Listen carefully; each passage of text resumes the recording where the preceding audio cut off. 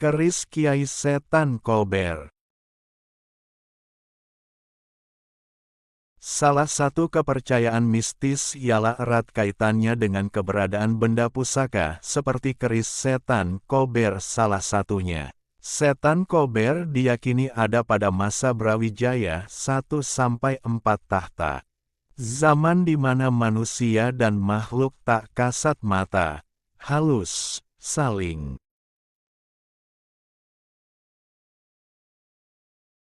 berkomunikasi secara bebas. Wahyu di zaman para dewa, menjadikan masa waktu itu disebut kejawen Jawi, yang mengedepankan makna keluhuran bagi umat manusia.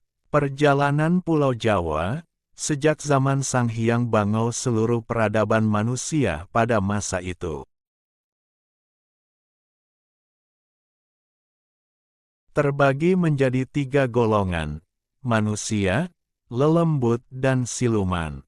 Dari seluruh golongan ini akhirnya terpecah menjadi 2 bagian yaitu aliran putih dan hitam.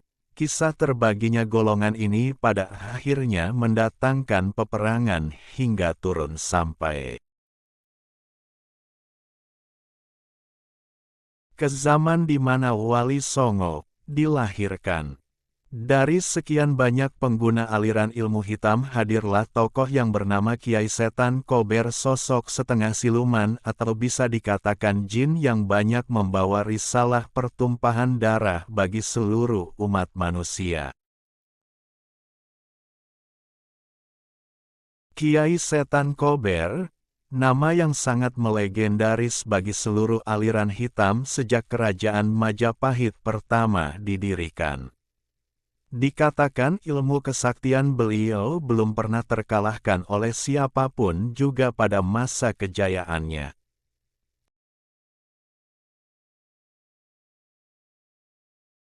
Kiai Setan Kober telah menunjukkan pada dunia bahwa dirinya pernah menjabat sebagai guru besar 7 aliran sekaligus selama 473 tahun lamanya.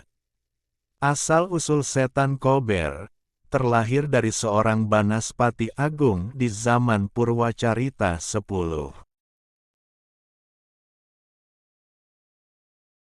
Bernama Raja Lautan, berasal dari keturunan siluman bangsa api.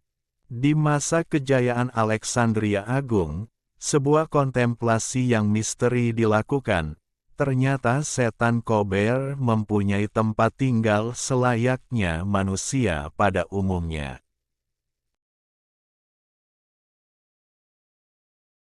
Yaitu di dalam hutan Panji perbatasan antara Cibogo, Benda Kerep. Pemahaman ini juga pernah tersirat dalam bukunya Rasuladiningrat X, yang berjudul Babat Tanah Cirebon. Bercerita tentang rumah Setan Kober. Teman-teman tolong subscribe dan nyalakan lonceng channel Momo Ayo Belajar ini supaya dapat informasi menarik lainnya. Terima kasih. Hampir keseluruhan bangunannya terbuat dari tulang belulang binatang dan manusia.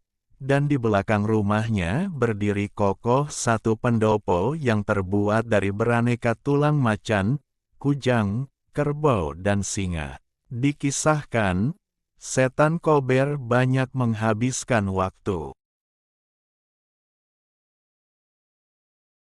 di pendopo untuk mengajarkan beragam ilmu kepada muridnya yang berasal dari beragam golongan, dan bila waktu senggang, dirinya banyak mengarahkan waktunya untuk menciptakan bilahan keris sakti mandraguna.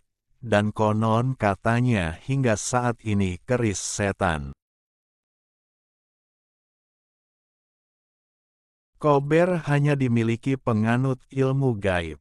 Di masa Raja Jawa, nama Setan Kober selalu disebut-sebut sebagai orang nomor 1 di dunia persilatan. Dirinya kerap menjadi jawara tanding yang banyak dimanfaatkan oleh para Raja Jawa. Sebagai pembunuh bayaran, Bahkan di masa Brawijaya kelima, ia kerap menjadi ahli strategi perang Istana Majapahit dalam mengalahkan ratusan panglima pilihan seluruh kerajaan yang ada di belahan dunia. Lalu Kiai Setan Kober menciptakan keris yang sakti. Mandraguna yang akhirnya dinamai dengan keris Kiai Brongot Setan Kober. Keris Setan Kober diberikan pada Sunan Kudus, lalu oleh Sunan Kudus diberikan kepada Arya Penangsang. Keris Kiai Setan Kober terkenal sakti dan ampuh, akan tetapi keris ini memiliki aura panas. Pemilik keris ini bisa menjadi tidak terkontrol emosinya, seperti halnya watak dari Arya Penangsang yang mudah tersulut emosinya. Hal ini disebabkan karena pengaruh energi keris Kiai Setan Kober tersebut yang menjadi ageman. Selain aura panas yang dimiliki keris tersebut, pusaka sakti ini tergolong senjata yang haus darah. Bahkan keris ini meminta tumbal nyawa dari pemiliknya sendiri, yakni Arya Penangsang.